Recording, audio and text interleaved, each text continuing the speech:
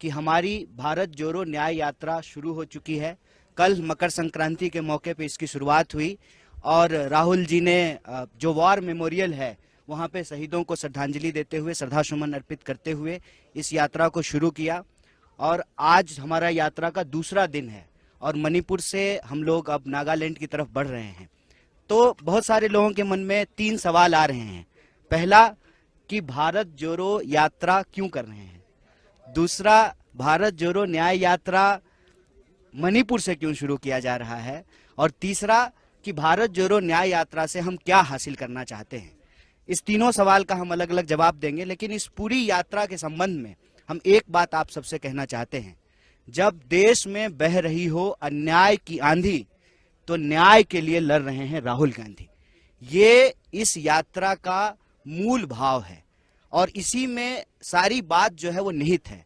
जैसा कि आप सब जानते हैं कि ये यात्रा मणिपुर से इसलिए शुरू की गई है, 8 महीने हो गए हैं और मणिपुर में आप सबको ये अनुभव हुआ होगा, ये कांग्रेस पार्टी का दुष्प्रचार नहीं है, हकीकत है कि इम्फाल के ड्राइवर जो हैं वो आपको कानकोपी नहीं आ रहे हैं, कानकोपी के ड्राइवर जो हैं वो इम्फाल नहीं जा रहे हैं। ये कांग्रेस पार्टी नहीं बोल रही है।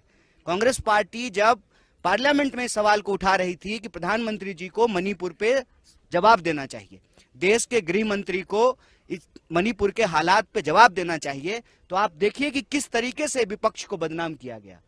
तो राहुल जी उस वक्त आए और राहुल जी देश के प्रधानमंत्री नहीं थे, राहुल जी देश के प्रधानमंत्री, वो उस हालत में सुरक्षा का तमाम हवाला देते हुए उनको रोकने का प्रयास किया गया। उन्होंने कहा कि जब देश के लोग मर रहे हैं, जब मणिपुर के लोग मर रहे हैं तो हम उनके बीच में जाएंगे। इसीलिए कल भी उन्होंने कहा कि हम मणिपुर इसलिए आए हैं कि हम मणिपुर के अपने भाई और बहनों का आंसू पोंछना चाहते हैं।